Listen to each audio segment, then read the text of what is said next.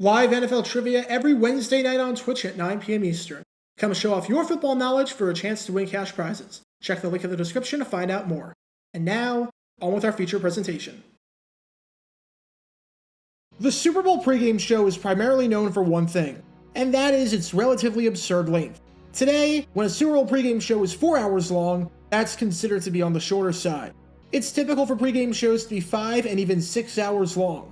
The pregame show is significantly longer than the actual Super Bowl, and you think that after 2 weeks to build up, there's nothing left to talk about by this point. But the networks find a way. The pregame show is a mix of analysis, heartwarming stories, concerts, entertainment segments, and in one disastrous moment, a talent show. You can learn more about that debacle by clicking the card in the upper right corner. With pregame shows only getting longer and longer, and with the shows continuing to do well in the ratings, it raises the obvious question. How did we get to this point? How do we get to a point where the Super Bowl pregame show reached what many people consider to be an absurd length? Well, amazingly enough, it happened by complete accident. The reason that the Super Bowl pregame show is long is because of a mistake that was never supposed to happen. And this is the story of the accident that wound up changing the Super Bowl on television forever. Before I talk about this accident and how it all played out, we need some context to understand the Super Bowl matchup, the television landscape, and how the Super Bowl was originally supposed to be broadcast before any hiccups were to take place. At the time, it was looking like Super Bowl XII was one of the most anticipated Super Bowl matchups of all time. In one corner, you had the Denver Broncos, playing in their first Super Bowl in franchise history. Denver had never made it to the postseason before, and yet, here they were, playing in the Super Bowl after an incredible season where they went 12-2 and finished with the best record in the AFC. Led by their signature Orange Crush defense, which led the AFC convincingly by allowing just 148 points across the 14 games for an average of just over 10 points per game, the Broncos were an absolutely dominant team that started the season off hot with a 6-0 record and kept it going the rest of the way. As a side note, to learn more about that 1977 Broncos team and a bizarre controversy they had entering the Super Bowl, click the card in the upper right corner. As for who their opponent would be, well, there were two teams in 1977 that finished the year with a 12-2 record. One of them was the aforementioned Denver Broncos. The other one?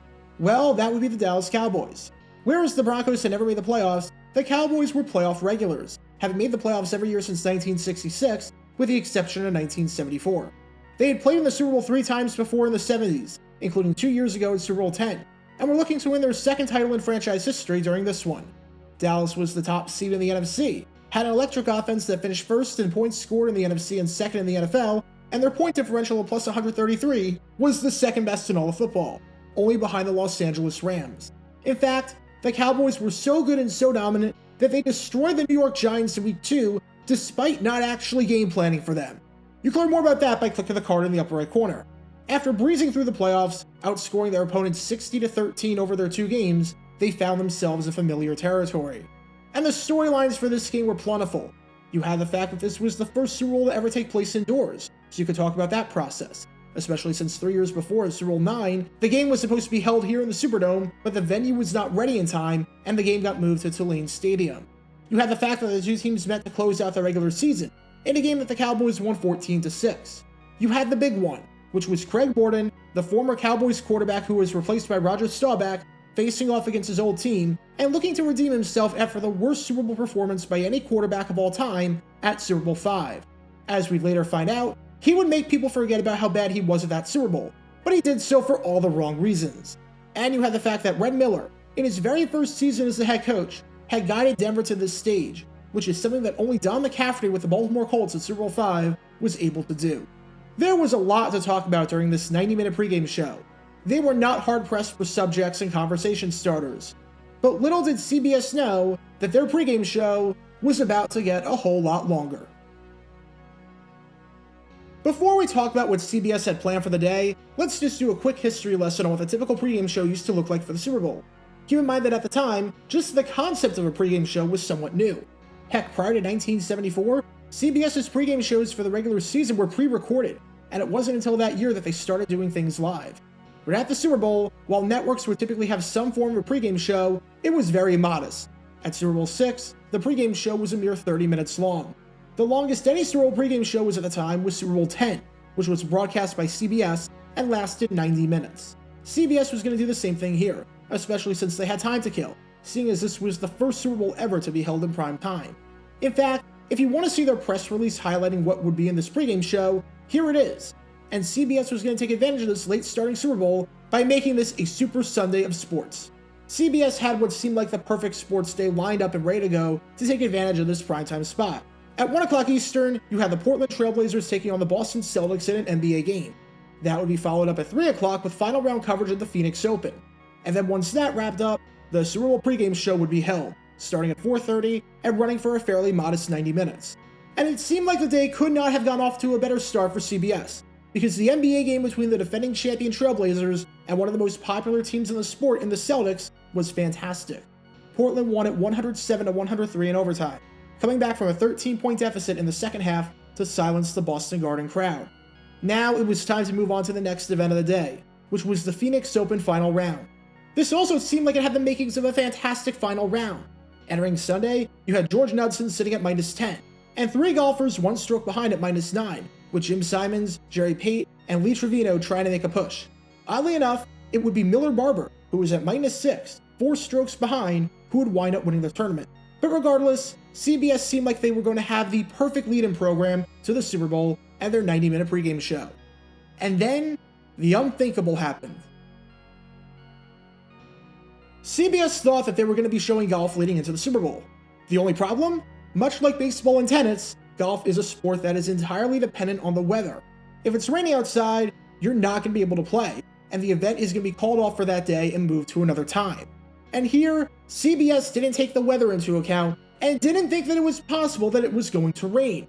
Sure enough, it did, and the final round of the Phoenix Open was postponed due to rain. Phoenix Country Club was in unplayable conditions, with the greens, tees, and bunkers being completely flooded with water. This wasn't just a drizzle or anything like that, this was a full-on steady rain that made playing golf impossible. And CBS never saw this as a possibility. Now, usually in something like this, I'd be criticizing CBS and the network executives heavily. How could you have not, for 1 second, considered the possibility that a golf tournament gets rained out? Have you never seen a rainout before? How did you not have any contingency plan? However, I'm going to give CBS a pass on this one, because I can't blame them one bit for not having any contingency plan. Because when you consider the circumstances, this was insanely poor luck on CBS's part that they could not have planned for. The Phoenix Open had been held every year since 1944, and had been going on and off since 1932. Entering the 1978 edition of the tournament, there had been 39 editions of the Phoenix Open. Not once had the tournament been shortened due to rain or had to finish on a Monday. Remember, this is Phoenix, Arizona that we're talking about. This is the middle of the desert. I know Phoenix very well. The weather in Phoenix, especially around January, is absolutely beautiful. Phoenix does not get rain.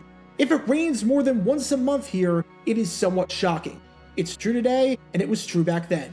Earlier in that decade, in January of 1972, Phoenix got 0.0 inches of rain. It was a perfectly reasonable assumption that the Phoenix Open would be able to go on as scheduled, and that a desert would not get rain, especially when there had never been a rainout before on the final day in the over 4-decade-long history of the tournament. So even though a lot of these broadcasting videos have me rightfully questioning what the heck the network was thinking and how stupid they could be, I cannot blame CBS in the slightest bit for this, because this was a completely unforeseen circumstance. But regardless, CBS was now in serious trouble. CBS had a big dilemma on their hands. They had an entire 90-minute programming block that they had to fill, and they had no time to do it. I guess CBS had a few options available at their disposal. They could just show some paid programming. They could air reruns of older programming. Maybe they could even air an abbreviated version of the NFC Championship from 2 weeks ago between the Dallas Cowboys and the Minnesota Vikings, so that people who weren't necessarily football fans, but were still tuning into the Super Bowl, could get familiar with the team. They could do some news segment. Basically, CBS had a bunch of options at their disposal, but none of them were exactly appealing. This was supposed to be an incredible day for sports, and CBS didn't want people to be watching reruns of things they had already seen 2 hours before the biggest television event of the year. And that's when Bob Wuzler, the president of CBS Sports, had an idea. Once he realized that the golf tournament was going to get canceled early that morning, he made the bold decision that had never really been attempted before. And that was the decision to run a super long pregame show.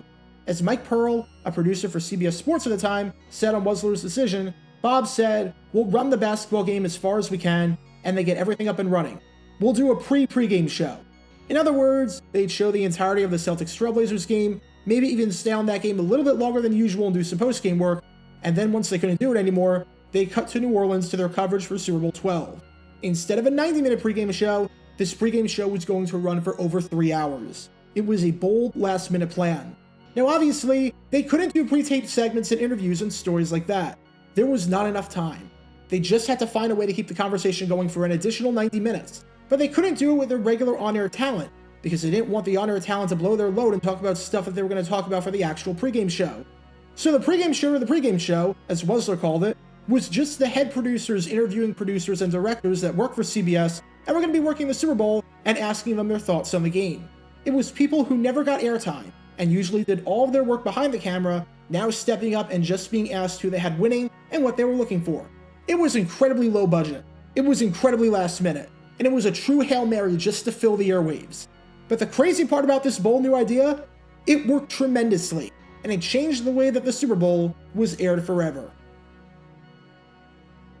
Unfortunately, there is no surviving footage of that pregame show. However, the last-minute plan worked beautifully. Maybe part of it has to do with the fact that the game itself got record-breaking TV ratings, with the first ever primetime Super Bowl drawing a record-breaking audience for the game of 79 million viewers, with a record-breaking peak television audience of 102 million viewers, and a record-breaking Nielsen rating of 47.2. However, the pregame show numbers were pretty high as well. Yes, some people thought that this entire spectacle, which when you include the pregame show, the game, and the postgame show, was roughly 6 hours long, was very excessive, and made the day feel like it went forever. It also didn't help that the game itself was pretty ugly, with the Cowboys beating the Broncos 27-10. But it was enough of a success that from that point on, pregame shows could no longer just be a few minutes before the game. Instead, these shows had to get bigger and bigger. NBC added an additional talking head to their pregame show at Super Bowl XIII the following year. CBS countered at Super Bowl XIV with another talking head. The shows were now 2 hours long, and they continued to stretch beyond that, going to 3 hours with musical performances, and then 4 hours, and in the case of NBC in the 2010s, sometimes even 5 or 6 hours.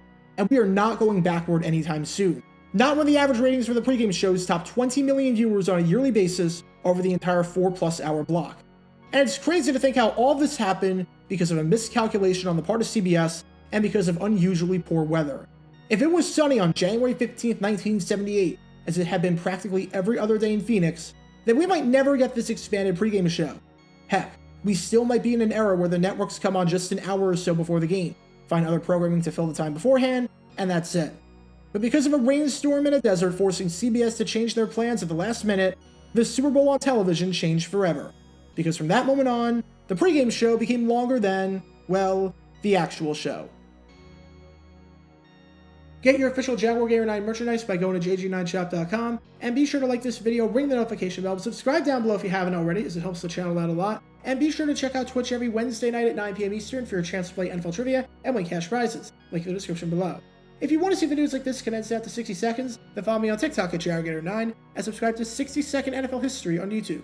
To see highlight videos of players throughout the history of the NFL, subscribe to JG9 Highlights. Also, special thanks to all of our Patreon supporters for helping out the channel. Your support is greatly appreciated. See how you can become a patron and request future video topics in the description below.